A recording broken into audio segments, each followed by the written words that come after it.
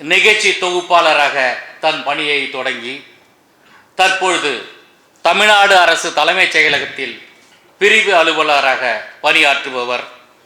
அபயங்களின் symphony, பெரமோன் குடுவை ஆகிய கவிதை தொகுப்புகளை வெளியிட்டிருக்கின்றார்.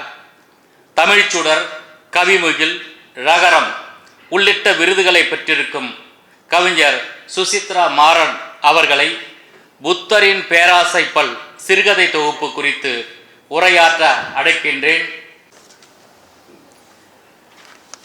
கெஞ்சுவதில்லை பிறர்பால் அவர்சை கேட்டினுக்கும் அஞ்சுவதில்லை, மொழியையும் நாட்டையும் ஆளாமல் துஞ்சுவதில்லை, எனவே தமிழர்தம் தோள் எழுந்தால் எஞ்சுவதில்லை எவரும் எதிர் நின்றே என்ற உரத்தை வழங்கும் தமிழுக்கு முதல் வணக்கம். இந்த BLU நிகழ்வுக்கு வந்திருக்கும் அனைவருக்கும் எனது அன்பான வணக்கத்தை தெரிவித்துக் கொள்கிறேன். அதென்ன BLU? ஒரு கலை படைப்பில் ஒரு சிறு மடுவை எட்டியவர்கள் கூட தங்களுடைய அந்த உச்சத்தை மிகப்பெரிய அங்கீகாரமாக நினைத்து அதற்கான உரிய அங்கீகாரம் பெற வேண்டும் என்பதற்காக ஒரு மிகப்பெரிய விளம்பரத்தை தேடிக்கொள்கிறார்கள். இங்கு திரைத்துறையிலிருந்து நிறைய பேர் வந்திருக்கிறீர்கள். நான் எதை குறிப்பிடுகிறேன் என்பது உங்களுக்கே தெரியும். அப்படி இருக்கக்கூடிய சூழலில் கவிதை, சிறுகதை, நாவல், கட்டுரை என எல்லா தளங்களிலும் தன்னுடைய தனி முத்திரையை படைத்து வரும் நெய்வேலி பாரதிகுமார் அவர்களுக்கு பாரதிகுமார் லிட்ரரி யூனிவர்ஸ் BLU என்று இப்படி ஒரு அரங்கத்தை ஏற்படுத்தி கொடுத்திருக்கிற வேரல் அவர்களுக்கும் இங்கு தமிழ் பல்லவி அமைப்பிற்கும் என்னுடைய வணக்கத்தையும் நன்றியையும் தெரிவித்துக் கொள்கிறேன். ஒரு கதை உள்ளத்துள் தாக்கத்தை ஏற்படுத்துவது அது கேட்கப்படும் போதா அல்லது வாசிக்கப்படும் போதா? கதை சொல்லும் மரபு என்பது நமது தமிழ்குடியில் பழங்காலம் தொட்டு இருந்து வருகிறது என்பதை தொல்காப்பியர் சொல்கிறார். பொருள் மரபில்லா பொய்மொழியானும் பொருளோடு புணர்ந்த நகைமொழியானும் என்று குறிப்பிடுகிறார். ஒரு கதை சொல்லப்படும் போது சொல்பவரின் கற்பனையை அதில் ஏற்றியோ அல்லது அந்த கதையில் உள்ள அழகியலை திரித்து கூறவோ அல்லது அதை சிதைத்து கூறவோ வாய்ப்புண்டு. அதற்கேற்றவாறு கேட்பவருடைய மனதில் அக்கதை ஏற்படுத்தும் தாக்கமும் மாறுபடும். ஆனால் வாசித்தல் என்பது வேறு. நாசி ஏறும் நறும்புகையை மெல்ல மெல்ல உள்ளி இழுத்து அதை முழுக்க முழுக்க உட்படர அனுமதித்து அதன் வியாபகத்தில் தன்னை மறந்து தான் வேறு அந்த மனம் வேறு என புரிய தொடங்குகிற அந்த சில மணி துளி கால அந்த கிளர்வு நிலையை தருவது வாசித்தல் அனுபவம். அப்படிப்பட்ட ஒரு பரவசமான வாசிப்பு அனுபவத்தை தரக்கூடியதாக அமைந்திருந்தது எனக்கு இந்த புத்தரின் பேராசைப்பல் என்கிற இந்த பாரதிகுமார் அவர்களின் இந்த சிறுகதை தொகுப்பு. I read to lose myself and to find myself at the same time என்கிறார் இவான் மோஸ்லே அவர்கள். தொலைவதும் கண்டடைவதற்காகவுமே நாம் வாசிக்கிறோம். தொலைந்த இடத்திலேயே நம்மை நாம் கண்டடைகிறோம். ஆனால் நாம் கண்டடைந்த நாமும் நாம் தொலைத்த நாமும் ஒரே ஆள்தானா என்றால் அப்படி இல்லை. நாம் கண்டடையும் நாம் தொலைத்த நாமை விட மேம்பட்ட நிலையில் இருக்கிறோம். அதுதான் வாசித்தல் நமக்குள் நிகழ்த்தும் அந்த மாயம். அப்படி அந்த வாசித்தல் நிகழ்வில் ஒரு படைப்பாளி எங்கோ இருந்து கொண்டு அந்த வாசகனின் மீது தன்னுடைய தாக்கத்தை ஏற்படுத்தி அவனை ஒரு புத்தாக்கம் செய்கிறான்.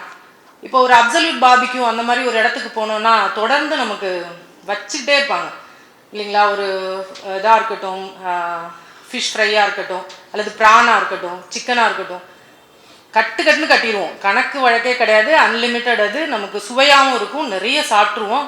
ரொம்ப நல்லாயிருக்கும். அது 2 நாளைக்கு அப்புறம் தான் வந்து அந்த எந்த அளவுக்கு நம்மளோட பண இருப்பை குறைச்சி நம்மளோட வயிற்றோட அளவை அதிகப்படுத்தியிருக்கு அப்படிங்கிறது நமக்கு அப்புறம் தான் உணர்வோம். அதோட விளைவுகள் பின்னாடி வரும். அப்படி எல்லா கதைகளையும் நான் உங்களுக்கு சொல்லி ஒரு கதை கொல்லியாக இங்கு இருக்க விரும்பவில்லை. நான் எந்த கதையுமே இதிலிருந்து நான் சொல்ல போவதில்லை. ஒரு பழக்கடைக்கு ஒரு பழம் வாங்க செல்கிறோம். ஒரு கொய்யாப்பழம் வாங்க போகிறோம் அப்படின்னா அந்த கடைக்காரர்கிட்ட கொய்யாப்பழம் வேணும்னா அவர் நம்ம கேட்கறதுக்கு முன்னாடி ஒரு துண்டு வெட்டி நம்மக்கிட்ட கொடுப்பார். சுவைத்து பார்த்துட்டு வாங்குங்கன்னு. அது நல்லா இருக்கு சார், 2 கிலோவாக கொடுங்க அப்படின்னு நம்ம சொன்னதுக்கு அப்புறமாவும் சும்மா இருக்க மாட்டார். இன்னொரு ஆப்பிள் எடுத்து கட் பண்ணி இன்னொரு துண்டு கொடுத்து இதை சாப்பிட்டு பாருங்க. சரி, அதுலேயும் 1 கிலோ கொடுங்க. இன்னொரு திராட்சை ஒரு ஆரஞ்சு கொடுத்து ஒரு 2 சுளையை கொடுத்து இதையும் சாப்பிட்டு பாருங்க. நல்லா இருக்கு, இதையும் 1 கிலோ கொடுங்க. நம்ம 1 கிலோ கொய்யாப்பழம் வாங்க போயிட்டு அங்கே ஒரு 4 கிலோ வந்து பழங்களை வாங்கிட்டு நம்ம வீட்டுக்கு போவோம். அப்படி நான் ஒரு பழக்கடைக்காரராக நெய்வேலி பாரதிகுமார் அவர்களின் இந்த நூல்களில் உள்ள பழங்களாக நினைத்து அதிலிருந்து ஒவ்வொரு துண்டுகளாக உங்களிடம் சுவைக்க தருகிறேன். அவற்றை நீங்கள் உட்கிரகித்து வாசிப்பதும் வாங்கி படிப்பதும் உங்களுடைய தேர்வு. இந்த கதை களம் பற்றி, இந்த சிறுகதை தொகுப்பில் உள்ள கதை களம் பற்றி நான் பேசுவதில் மிகவும் மகிழ்ச்சி அடைகிறேன். அதற்கு காரணம், இளம் எழுத்தாளர்களுடைய கதைகள், எழுத்து நடை, அதற்குள் நமக்கு பெரிதாக அனுபவம் இருப்பதில்லை. நான் இளம் எழுத்தாளர் அப்படின்னு பாரதிகுமாரை சொல்கிறேன் அப்படிங்கும்போது நீங்களாம் இந்த பாருங்க அவங்க சிரிக்கிறாங்க. நான் ஏன் இளம் எழுத்தாளர் அப்படின்னு சொல்கிறேன்னா, ஒரு போட்டி விட மாட்டாருங்க. எங்கே சிறுகதை போட்டி, நாவல் போட்டி, எது வச்சாலும், ஒரு சின்ன அமைப்பு நடத்துகிற ஒரு கவிதை போட்டியாக இருந்தாலும் அவர் பங்கேற்பார். பங்கேற்றால் முதல் பரிசு அவருக்கு தான். அடுத்தது தான் அடுத்தடுத்த நிலைக்கு நம்மளை கொண்டு வந்து வைப்பார். அந்த மாதிரி அத்தனை ஆர்வத்தோட எல்லா போட்டிகளிலுமே கலந்துக்கக்கூடிய ஒரு இளம் எழுத்தாளர். இளம் எழுத்தாளருக்குடைய அந்த உத்வேகம் அவர்கிட்ட எப்பவுமே இருக்கும். அப்படி போட்டிகளில் பங்கேற்கக்கூடிய ஒரு இளம் எழுத்தாளர், அவருடைய நடைக்குள்ள நமக்கு பெரிதாக அனுபவம் அறிமுகம் இருக்க போவதில்லை. அதற்கு நாம் பழகி இருப்பதில்லை. இதே ஒரு முந்தைய தலைமுறை எழுத்தாளர்களோட எழுத்து அப்படின்னு சொன்னோம்னா, நம்ம உள்ள படிக்கும் போதே ரொம்ப ஈஸியா உள்ள போயிடுவோம். அந்த கதைக்குள்ளார, அந்த நடைக்குள்ளார நம்மளால எளிதா போய் நம்மளால உட்கிரகிக்க முடியும். ஒரு தி ஜானகிராமனையோ ஒரு அசோகமித்திரனையோ படிக்கும் இந்த இயல்பான தன்மையோட ஒரு இளம் படைப்பாளியோட கதைகளை நம்ம வாசிக்க முடியறதில்லை. இப்போ ஜானகிராமன் எடுத்துக்கிட்டோம் அப்படின்னா, தீஜாவோட கதைகள்ல கும்பகோணம், அந்த காவிரி ஆற்று படித்துறை, வெற்றிலை செல்லம், இந்த மாதிரியான நமக்கு பழக்கமான இடம் வரும். ஈஸியாக நம்ம கதையில் அதுக்குள்ள நம்ம உள்ள இறங்கிடுவோம். அவங்களுக்கும் அந்த தான் அனுபவித்த கதை களங்களில் தாம் ஏற்கனவே பழகிய அந்த வாழ்வியலில் கதைகளை சொல்வது என்பது மிகவும் எளிதான ஒன்று. ஒரு எளிய நடை, கதையை ஈஸியாக அதை நகர்த்திட்டு போயிடலாம். ஆனால் ஒவ்வொரு முறையும் புதிய புதிய கதை களங்களை கட்டமைத்து அதில் கதைகளை நகர்த்துவது என்பது மிகப்பெரிய சவால். அப்படிப்பட்ட ஒரு சவாலை தனக்குத்தானே ஏற்படுத்தி கொண்டு புதிய புதிய கதைக்களங்களில் சிறுகதைகள், ஒவ்வொரு சிறுகதையையும் நகர்த்தி கொண்டு சென்றிருக்கிறார் பாரதிகுமார் அவர்கள். ஒரு கதை ஒரு ரயில் ஓட்டுநர் பற்றி. அந்த கதையில பார்த்தீங்கன்னா முழுக்க முழுக்க அந்த ரயில்வே துறையில் பயன்படுத்தப்படும் செயல்முறைகள், அங்கு பயன்படுத்தப்படும் தொழில்நுட்பம் சார்ந்த சொற்கள், அதன் நடைமுறை, அவருக்கு ஏற்படும் அந்த அனுபவங்கள் எல்லாமே அதை சொல்லும்போது, இவர் தான் அந்த ரயில் ஓட்டுநராக இருப்பாரோ, இவர் ரயில் ஓட்டுநராக கொஞ்ச நாள் பணியாற்றிருப்பாரோ அப்படிங்கிற ஒரு எண்ணம் நமக்கு வருது. அடுத்த கதையிலே பார்த்தீங்கன்னா சங்கு குளிப்பவர்கள் பற்றி எழுதுறாரு. அப்போ சங்கு குளிக்கிறாங்கன்னா இவர் தான் அந்த மாஸ்க் எல்லாம் போட்டுட்டு உள்ளே போயிட்டு அந்த மண்ணை குத்தி சரிஞ்சு சரிஞ்சு சங்கு தேடுவாரோ, அந்த மாதிரியான ஒரு மனநிலை நமக்கு ஏற்படுது. இன்னும் ஒரு இடத்துல அயலக அரசியல் பற்றி பேசுறாரு. அயலக அரசியல் தான் இந்த புத்தரின் பேராசை பல் அப்படிங்கிற இந்த கதையை, அந்த தலைப்பை தான் இந்த நூலுக்கு தலைப்பாக வச்சிருக்காரு. எனக்கு ஒரே ஒரு வருத்தம் மட்டும், இந்த தலைப்பு எனக்கு பிடிக்கல. ஏன் அப்படின்னா, ஒரு புத்தக கண்காட்சிக்கு நம்ம போகிறோம் அப்படின்னா புத்தரை பற்றின, புத்தரோட அட்டைப்படமும் புத்தரோட பேரை தலைப்பில் வைக்கப்பட்ட கவிதை தொகுப்புகளும் சிறுகதை தொகுப்புகளும் ஒரு அரங்கிற்கும் ஒரு 10 புத்தகமாவது நிச்சயமாக இருக்கும். ஒரு தனித்துவமிக்க இந்த நூலுக்கு அத்தனை காமனான ஒரு கதையை ஏன் வைக்கணும்? இன்னும் சொல்ல போனால் அந்த கதையை விட பல கதைகள் இதுக்கு சிறப்பாக இருந்தது. சிறப்பான கதைகளாக எனக்கு பட்டுச்சு. ஒரு வாசக பார்வையில் நான் சொல்கிறேன். இன்னொன்று, நான் சிறுகதைகள் எழுதி பெரிய அளவில் அங்கீகாரம் எடுத்துக்கிட்ட ஆள் கிடையாது. இப்போ தான் பழகிட்டு இருக்கேன்னு வச்சுக்கோங்களேன். கவிதைகள் எனக்கு கொஞ்சம் ஆர்வம் அதிகம். அப்படிப்பட்ட சூழலில் எனக்கு கவிதை புத்தகத்தை பேசுவதற்கு தராமல் எனக்கு சிறுகதை தொகுப்பை கொடுத்ததற்காக என்னுடைய மென்மையான கண்டனங்களை தெரிவித்துக் கொள்கிறேன். இந்த கதையில் பார்த்தீங்கன்னா, இப்போ ஒருத்தவங்களுக்கு ஒரு பேர் இருக்கும், அவங்களுக்கு இன்னும் பதிவு செய்யப்பட்ட பெயர் இருந்தால் கூட நம்ம ஒரு செல்ல பெயரால் அவங்கள கூப்பிடுவோம் இல்லைங்களா? அதில் ஒரு சந்தோஷம் நமக்கு பிடிச்சவங்கள. அப்படி இந்த கதை புத்தகத்துக்கு நானே எனக்கு வச்சுட்ட பேர் பேரமைதியின் ஓசை அப்படின்னு. அந்த கதை எனக்கு ரொம்ப பிடிச்சிருந்தது. அந்த கவித்துவமாகவும் இருக்குது அந்த தலைப்பு. அப்படிங்கிறதுனால எனக்கு அந்த தலைப்பு ரொம்ப பிடிச்சிருந்துச்சு. இந்த மாதிரி அயலக அரசியல், ஒரு ரயில்வே ஓட்டுநருக்கான அந்த வாழ்வியல், சங்கு குளிப்பவர்கள், இப்படி புதிய புதிய கதைக்களங்களை சொல்லிகிட்டே இருக்காரு.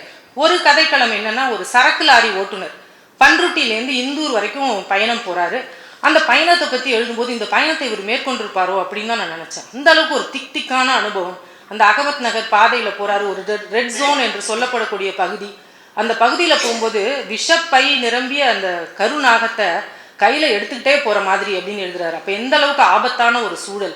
அங்கே ஸ்பீட் பிரேக்கில் கூட திருட்டு கும்பல் மேலே ஏறி அந்த தார்பாயெல்லாம் கிழித்து உள்ளேருந்து சரக்குகளை திருடிட்டு போயிடுவாங்க. கொலை கொள்ளை அதிகமாக நிகழக்கூடிய அந்த தடத்தை பற்றி அத்தனை அழகாக எழுதிட்டே போகிறாரு. இது மாதிரி 13 கதைக்களங்களும் 13 வகையாக இருக்குது. அது ஒவ்வொரு கதைக்களத்திலும் தன்னுடைய முத்திரையை பதிச்சிருக்காரு. ஒரு படைப்பாளியும் அவனோட படைப்பையும் நம்ம அதே குணாதிசயத்தோட ஒரே தட்டில் வச்சு பார்க்கக்கூடாது. ஆனால் இதை படிக்கும்போது இவரோட வாழ்வியல் அனுபவத்திலேருந்து தான் எழுதுறாரோ அப்படிங்கிற எண்ணம் ஏற்படுத்துகிற அளவுக்கு எழுதணும்னா எந்த அளவுக்கு அந்த களம் சார்ந்த வாழ்வியலோடு இவர் சிறிது நாளமாவது பயணித்திருக்க வேண்டும், அல்லது அதற்கான வாசித்தல் தேவைப்படும், அதற்கான நபர்களோடு அவர் தன்னுடைய நட்பை வளர்த்து கொண்டிருக்க வேண்டும். அதற்கு அத்தனை உழைப்பும் அத்தனை நேரமும் தேவைப்படும். அதை தீவிரமாக எடுத்துக்கொண்டு புதிய புதிய கதைக்களங்களில் இந்த கதைகளை நகர்த்தி வந்திருக்கிறார்.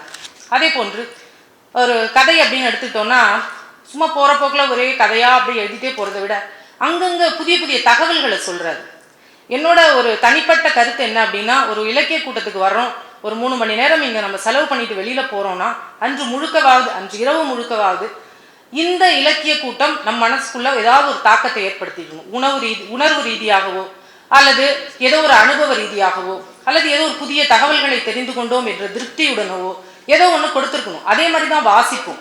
நம்ம ஒரு புத்தகத்துக்கு போதுமான நேரம் கொடுத்து நம்மளோட நேரத்தை கொடுத்து உழைப்பை கொடுத்து நம்ம வாசிக்கிறோம் அப்படின்னா அந்த புத்தகத்திலேருந்து ஏதோ ஒன்று நமக்கு கிடைத்திருக்க வேண்டும். அப்படி இந்த புத்தகத்தை வாசிக்கும் போது நிறைய தகவல்கள், இம்மி அளவு அப்படின்னு நம்ம சாதாரணமாக சொல்லிட்டு போயிடுவோம். அந்த இம்மி என்பது ஒரு அரிசியோட வகை அப்படிங்கிறது நான் இந்த புத்தகத்தை படித்து தான் தெரிஞ்சுக்கிட்டேன். இம்மி அளவுங்கிறது ஒரு மிகச்சிறிய அரிசி. 8 இம்மி சேர்ந்தது ஒரு எள் அளவு, 8 எள் சேர்ந்தது ஒரு நெல் அளவு, 8 நெல் சேர்ந்தது ஒரு பெருவிரல் அளவு அப்படின்னு ஒரு அளவை பற்றின ஒரு தகவலை அதில் குறிப்பிடுறாரு. இன்னொரு இடத்துல 1000 சிப்பிகள் கூடும் இடத்தில் ஒரு வாமவர்த்தி கிடைக்கும். வாமவர்த்திங்கிறது ஒரு இடம்புரி சங்கு. இடம்புரி சங்கு. 1000 வாமவர்த்திகள் கூடும் இடத்தில் ஒரு வலம்புரி சங்கு, 1000 வலம்புரிகள் கூடும் இடத்தில் ஒரு சலஞ்சலம், 1000 சலஞ்சலம் கூடும் இடத்தில் ஒரு பாஞ்சசன்யம் அப்படின்னு சொல்றாரு. சங்கு குளிப்பவர்கள் பற்றி அந்த கதையில இந்த விவரணைகள் வருது. இப்படி தகவல்களை சொல்லும்போது ஒரு ஆபத்து என்ன இருக்கு அப்படின்னா, அந்த எழுத்தாளர் தன்னுடைய மேதாவித்தனத்தை சொல்றதுக்காக இதெல்லாம் அந்த கதையில நடுவுல திணிக்கிறாரோ அப்படிங்கிற ஒரு எண்ணம் ஏற்படும். ஆனா அப்படி எதுவுமே கிடையாது. ஒரு அழகான ஒரு படத்தை ஆணி அடிக்கிறதுக்கு ஒரு புள்ளி வைப்போம் இல்லைங்களா, ஒரு ஆணி அடிச்சு மாட்டுவோம் இல்லைங்களா, அந்த மாதிரி இந்த தகவல்கள் அத்தனை முக்கியத்துவம் வாய்ந்ததா ஒவ்வொரு கதையிலையும் இருக்கு. அதுதான் அந்த படத்தை அந்த கதையை ஆணி அடிச்சு நம்ம மனசுல பதிய வைக்கக்கூடிய தன்மையுடைய அந்த கருத்துக்களா அந்த தகவல்களை கொடுக்குறாரு. புத்தருக்கு பெண் சிஷ்யை இருந்ததும் இது மூலமா தான் எனக்கு தெரிஞ்சது. கெமா என்ற பெண் சிஷ்யை. அப்புறம் அந்த லாஹேலி மொழியில ராமாயணத்துல சீதையோட அப்பா ராவணன், அந்த மாதிரியான உருவகங்கள். இந்த மாதிரி இந்த கதையில நிறைய தகவல்களை சொல்லிட்டே போறார். இன்னொன்று இந்த கதையோட அந்த மொழி வளம். ஒரு கதிர்பாரதி நண்பர் சொன்ன மாதிரி இந்த குற்றியலுகரம் பத்தி சொல்லும் போதே நினைச்சேன், இவர் என்னன்னா ஸ்மால் ஸ்கேல் இண்டஸ்ட்ரின்னு சொல்லிட்டு இருக்காரு, இந்த பேர் குற்றியலுகரம்னு வச்சிருக்காரு. இது எப்படி? அப்போ பாருங்க, அதுல கூட அந்த தான் மொழியை அவரால் விட்டு கொடுக்க முடியல. எத்தனையோ தலைப்புகள் வச்சிருக்கலாம், ஏன் குற்றியலுகரம்னு கொண்டு வைக்கணும்? அந்த பாபுங்கிற பெயர் கூட நான் அப்படிதான் நீங்க சூஸ் பண்ணிருப்பீங்களோன்னு நினைக்கிறேன். அது உச்சரிக்கும் போதே அதுல குற்றியலுகரம் வருது. அந்த பாபு அப்படின்னு நம்ம ஊ வச்சுலாம் கூப்பிட மாட்டோம், பாபு அப்படிதான் சொல்லுவோம். அந்த ஊவோட சத்தம் ஒலி குறைந்து ஒலிக்கும். அந்த மாதிரி தான் வச்சிருக்காரோன்னு நினைக்கிறேன். அந்த மாதிரி இதுல மொழிக்கான இடம் ரொம்ப அதிகமா இருக்கு. இப்போ சமீபத்துல எல்லாருடைய கருத்தும் எப்படி இருக்குன்னா, நான் சமூக வலைதளங்களை பொறுத்த வரைக்கும் சொல்றேன், ஒரு படைப்பாளி ஏதோ ஒரு விஷயத்த சொல்ல வரான்னா அவன் என்ன சொல்ல வரானோ அதை மட்டும் பாருங்க. அவன் இக்கு போட்டிருக்கானா, இன்னு போட்டிருக்கானா, இச்சு போட்டிருக்கானா, எந்த நான் போட்டிருந்தா உங்களுக்கு என்ன? அவன் சொன்னது உங்களுக்கு புரியுது இல்லை, அதோட விடுங்க. மொழி ஒரு கருவி. அது மூலமா அந்த படைப்பாளி ஏதோ சொல்றான் உனக்கு புரியுது, அதோட கடந்து போ. இதுல எதுக்கு நீ தப்பு கண்டுபிடிக்கிற அப்படின்னு ஒரு எண்ணம் பரவலா இருக்கு. அது அப்படி கிடையாது. அந்த மாதிரி படைப்பாளிகள் தொடர்ந்து இயங்க முடியாது. ஒரு காலத்துல அந்த மொழி அவங்கள தள்ளி விட்டுட்டு அது வளர்ந்துட்டே இருக்கும். ஜாக் அண்ட் த ஜெயிண்ட்னு ஒரு கதையில பார்த்தீங்கன்னா, ஒரு பீன் மரம் வளர்ந்துட்டே போயிட்டே இருக்கும், அதுக்கு அளவே கிடையாது. அந்த மாதிரி தான் மொழி தன்னோட வளர்ச்சியில வளர்ந்துட்டே போயிட்டே இருக்கும். இந்த மாதிரி இடங்கள்லாம் வரும்போது ஒரு குறிப்பிட்ட அளவு தூக்கிட்டு போய் நடுவில் உதுத்து விட்டுட்டு மேலே போயிட்டே இருக்கும். ஆனால் இந்த மாதிரி மொழியை நேசித்து அந்த மொழியோட ஆளுமையினால வசீகரிக்கப்பட்டு தொடர்ந்து அது பின்னாடியே பயணிக்கிறதுனால படைப்பாளியா மாறி அந்த படைப்பாளி அடுத்தடுத்த தளங்களிலும் அந்த மொழியை தன் கைப்பற்றி அழைச்சிட்டே போகும்போது அந்த மொழி அவனை உச்சத்தில் கொண்டு போய் நிறுத்தும். அப்படித்தான் பாரதிகுமார் இந்த கதையில நிறைய இடங்கள்ல சங்க பாடல்கள், அற்புதமான சொல்லாடல்கள் எல்லாத்தையுமே பயன்படுத்தியிருக்காரு. இதுல பாத்தீங்கன்னா, ஒரு இலை அப்படிங்கிற ஒரு கதையில ஒரு இலை எடுக்கிற பையனா ஒரு வளர்ந்த ஆள் தான், நல்லா படிச்சவர். அவர் ஒரு இலை எடுக்கிற தொழில் செய்கிறாரு. ஒரு கேட்ரிங் ஆஃபீஸ், ஒரு கேட்ரிங் கம்பெனி. நம்ம கல்யாண வீட்டுக்கெல்லாம் சமைக்கிறாங்க, அங்கே இலை போடுறது, இலை எடுக்கிறது தான் அந்த பையனோட வேலை. அப்படி எடுத்துட்டு இருக்கும்போது அந்த பையனோட குணாதிசயம், அந்த கதாபாத்திரத்தை எப்படி சித்தரிக்கிறாருன்னா, எப்பவுமே அவனுக்குள்ள ஒரு பாடல் வரி ஏதோ ஒழிச்சுட்டே இருக்கும் மனசுக்குள்ள. நமக்கு கூட நிறைய பேருக்கு அந்த மாதிரி இருக்கும். ஏதோ ஒரு சம்பவத்தை பார்க்குறோன்னா அது தொடர்பான வரிகள் மனசுக்குள்ளே ஓடும். அது மாதிரி தினம் தினம் ஏதோ ஒரு வரிகள் வந்து அவனுக்குள்ளே ஓடிட்டே இருக்கும். அப்போ ஒரு இடத்துல அவனுக்கு வந்து ஒரு நாள் ஒரு வரி ஞாபகத்துக்கு வருது. அவன் பாடத்திட்டங்களில் படித்த ஒரு பாட்டு, அன்னமாச்சி அணையராகி அப்படின்னு ஒரு வரி வருது. அந்த வரி மட்டும்தான் அவனுக்கு வருதே தவிர அதுக்கு அடுத்த லைன் என்னங்கிறது அவனுக்கு பிடிபடவே இல்லை. நாள் பூரா அதையே சொல்லி பார்த்துட்டே இருக்கான். அன்னைக்கு அந்த பந்தி பரிமாறுற இடத்துல அவனோட தமிழாசிரியரை பார்க்குறான். அந்த தமிழாசிரியர் என்ன சொல்லி கொடுத்தாருங்கிறது அவனுக்கு ஞாபகம் வருது. அது என்னன்னா, அவர் வந்து மனப்பாட பாட்டை படிக்கும்போது அந்த ஒற்றெழுத்துக்கு முக்கியத்துவம் கொடுத்து படிங்கடா, அந்த இக்க அழுத்தி சொல்லி மனப்பாடம் பண்ணுங்கடா, அப்போதான் படிக்கும்போது அடுத்த வரியை அது டக்குன்னு எடுத்து கொடுக்கும் அப்படின்னு. அப்போ இவன் உடனே அன்னமாச்சி அணையராகி அப்படின்னு சொல்கிறான். அந்த இத்தை போடும்போது அன்னமாச்சி அணையராகி தமக்கென முயலா நோற்றால் பிறர்க்கென முயலுணர் உண்மையானேன்னு அந்த வரி அடுத்தடுத்து அவனுக்கு சரசரன்னு வருது. அந்த ஒரு இத்து தான் அது சொன்னோன்னு அவனுக்கு கடகடன்னு வருது. அந்த மகிழ்ச்சியில் போய் அந்த ஆசிரியர் முன்னாடி நிற்கிறான். ஐயா, நான் உங்ககிட்ட தான் நான் படித்தேன் அப்படின்னோன்னே அவர் கண்டுக்கவே இல்லை. அவர் படி சாப்பிட்டுட்டு இருக்காரு. இதே மாதிரி இன்னொரு கதையில் இன்னொரு ஆசிரியர், அவரும் வந்து ஒரு கணக்கு பாடத்தை ஒரு நீர்க்காரங்கிற ஒரு தாழ்ந்த நிலை சமூகத்தில் தாழ்ந்த நிலையில் வைக்கப்பட்ட ஒரு சாதியை சேர்ந்தவன் கிட்ட இருந்து கற்றுக்கிறாரு. ஆனால் அவனோட பையனுக்கு கல்வி அறிவை கொடுக்கறதுக்கு அவர் மனசு வந்து முயற்சி பண்ணலை. அப்போது 2 பேருமே ஆசிரியர்கள் தான். ஒருத்தர் பொருளாதார நிலையில் தாழ்ந்த நிலையில் இருக்கான்றதுக்காக அவனை கண்டுக்கவே இல்லை. இன்னொருத்தர் வந்து சமூக கட்டமைப்பு சமூக படிநிலையில் ஒருத்தன் கீழே இருக்காங்கிறதுனால அவனை இன்னொரு ஆசிரியர் வந்து கண்டுக்கல. 2 பேருமே தன்னுடைய பணியிலேருந்து விலகி இருக்காங்கங்கிற ஒரு முரணை வந்து அந்த முரண்னு வாசகனுக்கு புரிகிற அளவுக்கு அழகாக சொல்லியிருக்காரு இந்த கதைகள் 2 கதைகள்லையுமே. அதே மாதிரி ஒரு இடத்துல இந்த யாரும் ஊரே யாவரும் கேளீர் தீதும் நன்றும் பிறர் தர வாரா, அதில் சாதலும் புதுவதன்றே அந்த ஒரு வரி முக்கிய லைனாக அந்த புத்தரின் பேராசைப்பல் கதையில் ஒரு கேரக்டராகவே அந்த வரிகள் வந்து ஊடாடி வருது. இந்த மாதிரி மொழியை வந்து அழகாக கொண்டு போகிறார். நிறைய சொற்கள், புதிய சொற்கள், வழமையான சொற்கள். இப்போ பார்த்தீங்கன்னா எங்கே பார்த்தாலும் வந்து ஆர்டிஃபிஷியல் இன்டெலிஜென்ஸ் வந்துருச்சு. ஆர்டிஃபிஷியல் இன்டெலிஜென்ஸில் கதை எழுத முடியுது, கவிதை எழுத முடியுது. ஆனால் அதெல்லாம் தவிர்த்து ஒரு படைப்பாளியை தான் நம்பி இருக்கணும் கதைக்காகவும் கவிதைக்காகவும் அப்படின்னா நம்மளோட மொழி வளம் கூடுதலாக இருக்கணும். அப்படி புதிய புதிய சொற்கள் நம்ம தமிழில் எவ்வளோ கொட்டி கிடக்கு, அதை வந்து வழக்கத்துக்கு புழக்கத்துக்கு நம்ம கொண்டு வரணும். இந்த ஊரான் எறும்பு அப்படிங்கிற ஒரு சொல் பார்த்தேன். அது எனக்கு என்னன்னு தெரியல. எங்கள் ஊர் பக்கம் நாங்கள் ஊரான் அது சொல்கிறது இல்லை. அது பார்த்தேன். அந்த கட்டெரும்பு மொய்க்கும் இல்லைங்களா, பெரிய பெரிய எறும்பு, அது ஊரான் எறும்பு அப்படின்னு சொல்கிறாரு. அப்புறம் எண்ணெயை தடவும் போது இந்த சலும்பரை தடவுறது, இந்த வார்த்தையெல்லாம் கேட்டு எவ்வளோ வருஷம் ஆச்சு சார். எங்கள் பாட்டி உயிரோடு இருந்தப்போ சொல்லும் எல்லாம் சலும்பரை தடவு அப்படின்னு. நானும் பயன்படுத்தினதே இல்லை. ஆனால் திரும்ப இதை இப்போ இங்கே படிக்கும்போது அந்த காலகட்டத்துக்கு போயிட்டு வர மாதிரி இருந்தது. அதே மாதிரி பாடுறது, நல்லா பாடினாங்க அப்படிம்பாங்க. அது என்னன்னா பாட்டு கிடையாது, நல்லா வைகிறது தான் பாடுறது. நல்லா பாட்டு வாங்கி கட்டினா, நல்லா பாட்டு விட்டு கட்டினேன் அப்படிம்பாங்க எங்கள் வீட்டிலலாம்.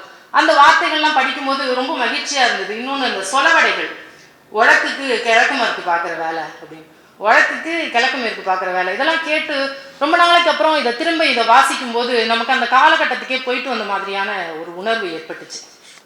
அதே மாதிரி அடுத்து வந்து சூழலியல் சார்ந்த இவரோட அந்த ஈடுபாடு, நடப்பது எல்லாத்தையும் எழுதுறது தான் ஒரு எழுத்தாளனோட வேலையானா இல்லை. நான் நடக்கிறத பார்க்குறத எழுதுறேன் அப்படிங்கிறது வேலை கிடையாது.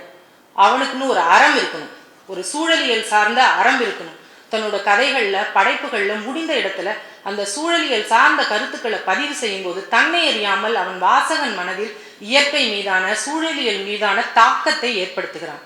அப்படி காடு திருத்தி நாங்கள்லாம் ஊராக்கணும், செடிகள் வேண்டாத செடிகளை வெட்டி வேண்டிய செடிகளை நட்டு நாங்கள் வீடு கட்டினோம். அதில் பார்த்திங்கன்னா அப்போ தோட்டம் பெருசாக இருக்கும், வீடு வந்து சின்னதாக இருக்கும். இப்போ வீடு பெருசாக இருக்குது, தோட்டத்துக்கு இடமே இல்லை. இப்படி ஒரு பற்றி பதிவு செய்கிறாரு. இப்போ நாங்கள் இங்கே ஊரை திருத்தி ஏரியாக்க வேண்டிய சூழலில் இருக்கோம். ஏன்னா இன்னும் கொஞ்சம் நாளையில் எல்லாமே எங்களை முழுகிட்டு போயிடும் போல இருக்குது. அந்த மாதிரி சூழலில் இருக்கும்போது இதை படிக்கும்போது அந்த எங்களால் ஒப்பிட்டு பார்த்துக்க முடிஞ்சுது. இன்னொரு இடத்துல ஒரு அசையாத பூதத்தை கூட நம்பிடலாம், கம்முன்னு இருக்கிற கடலை நம்பக்கூடாது, கிளம்புச்சுன்னா 5 ஆள் உயரத்துக்கு எகிரும் அப்படின்னு சொல்கிறாரு. இந்த மாதிரி இயற்கை சார்ந்த அவதானிப்புகள், இதை வந்து நமக்கு சாதாரணமாக ஒரு கடலை பார்க்கும்போதோ இந்த வரிகள் வந்து என்ன அறியாமல் நிச்சயமாக ஞாபகத்துக்கு வரும் அப்படின்னு தான் நான் நினைக்கிறேன். ஒரு வாசகனுக்கும் அந்த மாதிரி வார்த்தைகளை வந்து நீங்கள் பதிவு பண்ணுறீங்க, மனசுக்குள்ளார ஈடுபடுத்துறீங்க. இன்னொன்று இவரோட கதை மாந்தர்களோட சித்தரிப்பு. இப்போ ஒரு கதை மாந்தர் சித்தரிப்புங்கிறது ரொம்ப எளிதான விஷயம் கிடையாது. எந்த ஒரு கதைக்கான கதாபாத்திரத்தை எழுதும் போதும் அதில் அந்த எழுத்தாளனுடைய குணாதிசயம்தான் முன்னாடி துருத்திட்டு நிற்கும். அதை தாண்டி அதை வெளியில் தள்ளிட்டு அந்த கதாபாத்திரத்துக்கான குணாதிசயத்தை ஏற்றி நம்ம ஒரு கதாபாத்திரத்தை வடிவமைக்கிறதுங்கிறது ரொம்ப சாதாரண விஷயம் கிடையாது. இப்போ டி ராஜேந்தர் படத்தை எடுத்துகிட்டு அவரோட கதை, திரைக்கதை, வசனம், பாடல்கள் எல்லாமே பக்கா செமையாக இருக்கும். ஆனால் அவரோட கதாபாத்திரங்கள் எல்லாரும் அவராகவே தான் இருப்பாங்க. அதில் ஒரு லேடி கேரக்டருக்கு ஹீரோயின் நடித்தா கூட அவரை மாதிரியே தான் தலையை அசைச்சு வசனம் பேசுவாங்களே தவிர எல்லாருக்கிட்டையும் அவரோட தாக்கம் இருக்கும். அது கொஞ்சம் ஒரு அந்நியத்தன்மையை ஏற்படுத்தும் அந்த கதையிலேருந்து. அப்படி இல்லாமல் ஒரு கதாபாத்திரத்தையும் டெஃபினட்டாக அதுக்குரிய அந்த ஷேப்போட அது எப்படி பேசுமோ அப்படி தான் கடைசி வரைக்கும் அது அழகாக கொண்டு போகிறாரு. இன்னும் அந்த கதாபாத்திரங்களுக்கு அவர் பெயர் சூட்டும் விதம் இருக்குது பார்த்தீங்களா, இந்த குச்செழுதும் பாபு மாதிரி தான். ஒரு கதையில் ஒரு மனிதர், அவர் ரயில் என்ஜின் டிரைவர், அவருக்கு சிறுநீர் கழிவதில் ஒரு பிரச்சனை இருக்குது, உடல் உபாதை இருக்குது, அவரால் சிறுநீரை கட்டுப்படுத்த முடியாது. அவர் தொடர்ந்து அது குறிப்பிட்ட நேரத்துக்கு வெளியேற்றி ஆகணும், வெளியேற்றலைன்னா அவருக்கு உயிருக்கே பிரச்சனை. அந்த மாதிரி ஒரு சூழல். அவருக்கு என்ன தெரியுமா பேர் வச்சிருக்காரு? பெருவளத்தான். கரிகால் பெருவளத்தான் என்ன பண்ணா, அணையை கட்டி தண்ணியை தேக்கி வச்சான். இவர் தன்னோட யூரினை தேக்கி வைக்கிறாரு, இவருக்கு பேர் பெருவளத்தான், இப்படி பேர் வைக்கிறாரு. ஒரு அயலக அரசியல் பேசுகிற அந்த புத்தரின் பேராசை பல்ல பார்த்தீங்கன்னா ஐந்தான்னு ஒருத்தன், இந்த மாதிரி தொந்தரவு கொடுக்குறவங்களுக்குலாம் 5ஆம் படை வேலை செய்கிறான்னு சொல்லுவாங்க பார்த்தீங்களா, அதில் அந்த மாதிரி கதாபாத்திரத்துக்கு ஐந்தான் அப்படின்னு பேர் வைக்கிறாரு. இந்த மாதிரி ஒவ்வொரு கதாபாத்திரங்களுக்குள்ள கூட நுணுக்கமான ஒரு விஷயங்களை உள்ளே கொண்டு வராரு. அடுத்தது இவரோட சொற்சிக்கனம். கதிர்பாரதி அவர்கள் சொன்ன மாதிரி தான் ஒரு லைனும் கவித்துவமாக இருக்குது, நிறைய வரிகள். ஒரு சொல்லை எடுத்துட்டோம்னா அந்த வாக்கியத்தோட பொருள் நமக்கு புரியாமல் போயிடும். இது ஒரு விதத்தில் பலமும் இதுதான், பலவீனமும் இதுதான். இவ்வாறு நீங்கள் எழுதிட்டே போனீங்கன்னா ஒரு நாவல் எழுத நினச்சிங்கன்னா ஒரு சிறுகதை தான் எழுத முடியும். ஒரு சிறுகதை எழுத நினச்சா ஒரு கவிதையோடு நின்றும். ஏன்னா அந்த அளவுக்கு கண்டென்ஸ் பண்ணி சொற்சிக்கனத்தை ரொம்ப ஃபாலோ பண்ணோம் அப்படின்னா அது அளவு ரொம்ப சிறுத்துரும். அது போட்டி கதைகளுக்கு ரொம்ப கஷ்டமாக போயிடும். அவங்க வரையறைகள் எழுத்து வரையறைகள் வச்சுருப்பாங்க, சொற்களோட வரையறைகள், அதுக்காக சொன்னேன். அந்த மாதிரி சொற்சிக்கனம் ரொம்ப அழகாக இருக்குது, ஒவ்வொரு வரியும் கச்சிதமாக இருக்குது. கவித்துவம், அவ்வளோ அழகான கவித்துவம் மிக்க வரிகள் அந்த நூல் ஃபுல்லாக இறஞ்சிருக்கு. ஒரு ஒட்டடை படிகிற ஓசையை ஒளிப்பதிவு செய்ய முடியுமான்னு ஒருத்தன் நினைக்கிறான். நம்ம மனசு கற்பனை பண்ணுது, எப்படி அந்த பூ பூக்கும் ஓசை, அது மாதிரி இந்த ஓசையை எப்படி இருக்கும், இந்த ஓசை இருந்திருந்தா, அந்த ஓசையை நம்மளால கேட்க முடிஞ்சிருந்தா அந்த ஓசை எவ்வாறு இருக்கும் அப்படிங்கிறத ஒரு கற்பனை பண்ணக்கூட முடியுது நமக்கு. இன்னொன்று சாதுவான கடல். அதிகாலையில் சாதுவாக கடல் தள்ளாடி கொண்டு இருந்தது. அந்த கடல் நைட்டு முழுக்க தனிமையில் இருந்ததாகவும் காலையில் மெதுவாக தள்ளாடிட்டு இருக்கு அப்படிங்கிற சொல்கிற வரிகளும் அருமையான வரிகள். அடுத்து அதுலேயே அந்த ஓசை ஒரு இசை கோர்ப்பவன், ஒரு காட்சிகளுக்கு இசை கோர்க்கக்கூடிய ஒரு கலைஞன், அவன் பற்றி சொல்லும்போது காட்சிகளுக்கு அந்த ஓசைகளை ஊற்றுறது உடலுக்குள் உயிரை மெல்ல மெல்ல ஏற்றுவது போன்றது அப்படின்னு சொல்கிறாரு. உடலுக்குள்ள அந்த உயிரை ஏற்ற மாதிரி காட்சிக்குள்ள அந்த ஓசைகளை அந்த அந்த கலைஞன் ஏற்றுறான் அப்படிங்கிறத சொல்கிறாரு. இன்னொரு இடத்துல சரியாக கலக்கப்பட்ட மதுவை போல போதை ஏற்றுகிறது அப்படின்னு ஒரு வரி. இதெல்லாம் ரொம்ப வசீகரமான வரிகள். ஒரு வரிகள்லையும் அந்த கவித்துவம் அற்புதமாக மிளிருது. இன்னொன்று வாசகனுக்கான அந்த வெளி. ஒரு கதையை ஒரு வாசகன் படிக்கிறான்னா சும்மா அவன் வெறுமனே வாசிச்சுட்டு போகிறதில்ல. அந்த வாசகனுக்குன்னு ஒரு இடம் அந்த கதையில் கண்டிப்பாக இருக்கணும். அவனுக்கு அந்த இடத்த கொடுக்க வேண்டியது ஒரு எழுத்தாளனோட வேலை. அந்த கதை என்ன சொல்ல வருதுங்கிற எல்லாத்தையும் வெளிப்படையாக அந்த எழுத்தாளரே சொல்லிட்டா அப்புறம் என்ன வாசகனுக்கு அங்கே என்ன வேலை இருக்க போகுது? ரீடிங் பிட்வீன் த லைன்ஸ்னு ஒன்று இருக்குல்ல, அந்த வாசகன் படித்து தான் என்ன உணர்றான் அப்படிங்கிறது, நான் இதை உணர்ந்துட்டேங்கிற ஒரு களிப்பையோ அல்லது ஒரு புதிரை விடுவித்த மாதிரியான ஒரு மன திருப்தியையோ அந்த வாசகனுக்கு ஒரு எழுத்தாளன் கொடுக்கணும். அந்த மாதிரி இவரோட கதைகள், நிறைய கதைகள் அந்த மாதிரி சொல்லுது.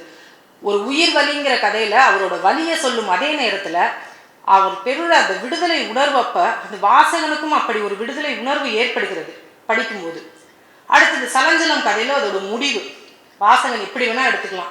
அந்த சலஞ்சலம் சங்கு கிடைச்சதுனால அவன் மிகப்பெரிய அளவில் வாழ்க்கையில் முன்னேறான்னு எடுத்துக்கலாம், ஒரு பிச்சைக்காரன் ஆகலான்னு எடுத்துக்கலாம், சலஞ்சலம் வச்சிருக்கிற அவனே தான் மகாவிஷ்ணுன்னு கூட எடுத்துக்கலாம். இந்த மாதிரி வாசகனோட தேர்வு எப்படி வேணால் அமையலாம். அந்த மாதிரி வாசகனுக்கான ஒரு ஈடுபாட்டையும் அதற்குரிய இடத்தையும் எல்லா கதைகள்லையுமே கொடுத்துருக்காரு. இன்னொரு தேடலுக்கு வித்திடக்கூடிய சிறுகதை தொகுப்பு இது. சும்மா படிச்சுட்டு கடந்துட முடியாது. தேடல்னு ஏன் சொல்கிறேன்னா அதில் ஜாக் ஃபோலை பற்றி சொல்கிறாரு ஒரு கதையில்.